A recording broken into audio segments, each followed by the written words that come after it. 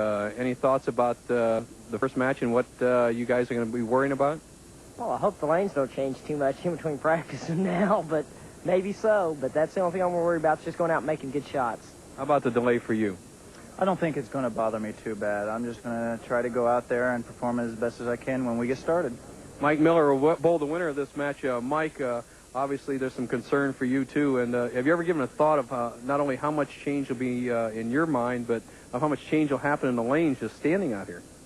No, I don't think there'll be that much change, Bo. I think for me, it won't be so bad as for Scott and Chris, because they're going to have to start immediately. I'm going to have a chance to warm up during their game, so it shouldn't be too bad for me. I'm a little concerned about my knee because I've had some knee problems during the week, but I think it'll be all right. All right, Mike, good luck to you guys. And Chris Schenkel, back to you, and we'll see what's happening inside the lanes. Yes, it's been 37 minutes now since a telephone bomb threat came here at Riviera Lanes in FAIRLAWN, Ohio. We can only compliment the FAIRLAWN, Ohio police and firefighters scouring Riviera Lanes, and we'll have more for you, but first, let's take this break. We here in FAIRLAWN, Ohio, go right to the source.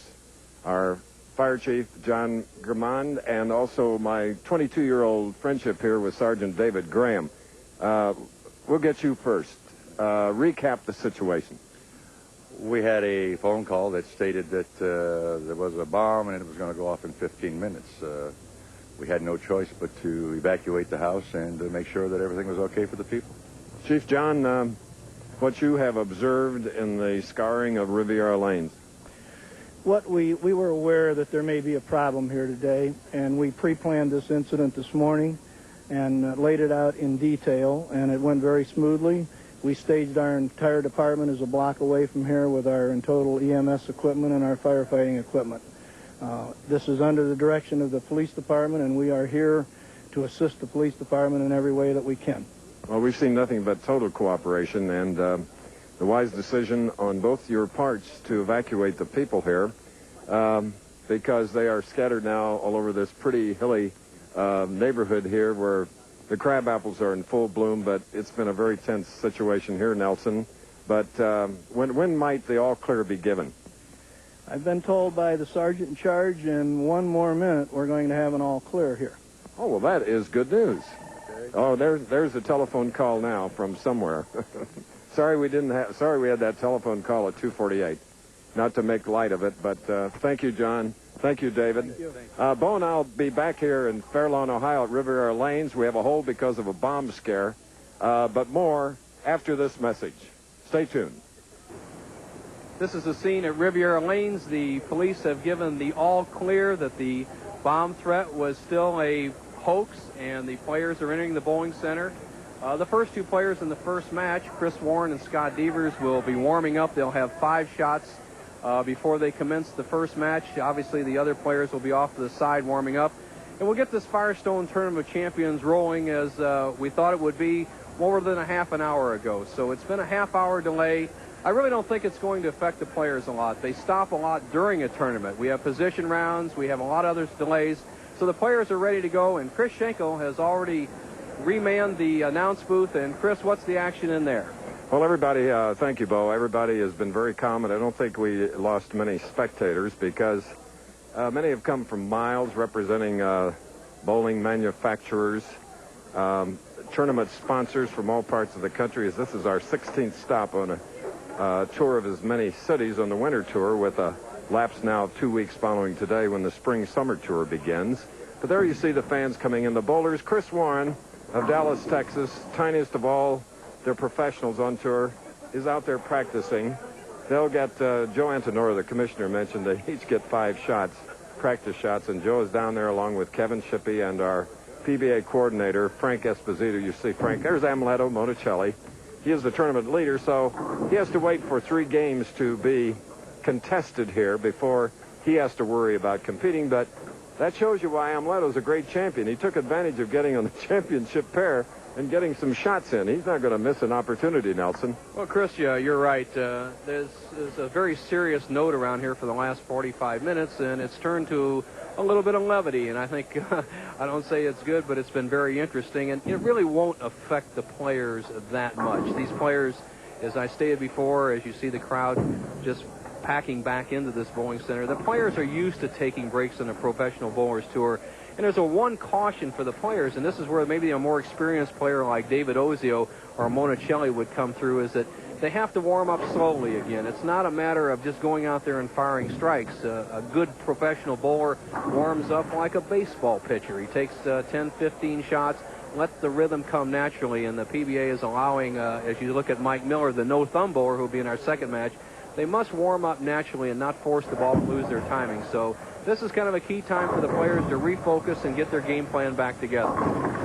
You know, regardless of the fact that you've done this series for 30 years and in broadcasting and television even much longer, always the dangers exist. You know, whether it's Munich, whether it's crashing in Indianapolis or missing the plane to Warsaw, Poland when our boxing team was killed.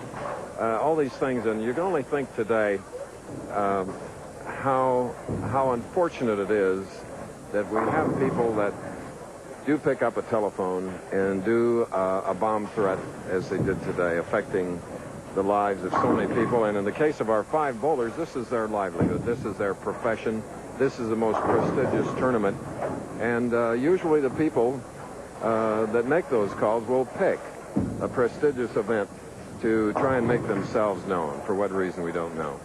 Chris, one observation by our tournament leader, Amleto Monticelli, is he said, Bo, let's forget about this tournament. Let's run it like we used to before ABC television came along, and that means after 48 games, the tournament's over. So he would have won. He wouldn't have had to win it twice. So. Oh, I was all for that earlier. I wanted to give 50 to Amleto, 28,000 to David Ozio, 20, 15, and 10. That's the money breakdown here out of a total purse of 250. There you see the crowd. Every seat was taken, standing room only.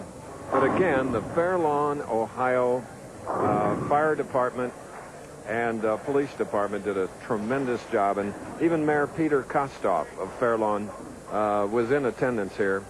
And we can only congratulate them. And everything's back to normal now. The 5 champions of this field of 52 champions are on the approaches. There are bowling balls. And, Nelson, I think this is a field where there are more 15-pound balls than the usual 16 than we've ever had. You're right, Chris. They're all power players, and Mike Miller is using a 15-pounder because of an injury. Ozio's using a 15. And for the 5 players, I think the key is, once again, to warm up slowly, set up their equipment for the championship pair. And it's been almost an hour since they've actually bowled on this pair. And there's an evaporation rate to the oil, and the lanes have changed some. So it's up to the players to get their timing together, their equipment together, get their thoughts together, and continue with this Firestone. Yes, we're looking now at Scott Devers of Richmond, Indiana. He'll be in that first match against Chris Warren. And we assume it'll be starting very, very soon.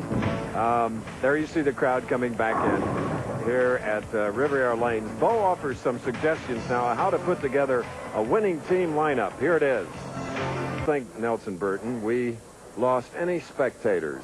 No, I don't think so, Chris. The sergeant in control, David Graham, has come on and said that he feels safe, that the building has been thoroughly searched, and the competitors are all finished their warm-ups. They got about 7-8 minutes warm-up, and they're all ready for our very first match, which will feature the lefty Scott Devers against the power player Chris Warren. And an interesting thing this week, Chris, is the amount of gutter balls thrown. If we didn't get a chance to really set up the championship pair or anything for the players, but they're throwing a great big hook, and there are only 3 players out of the 52-man field did not have a gutter ball this week, so we can expect some of that big action today. Here we go. So precariously, you will see that 15-pound ball, which Chris Warren uses, like 2 or 3 of the others, hanging right on the edge of the channel.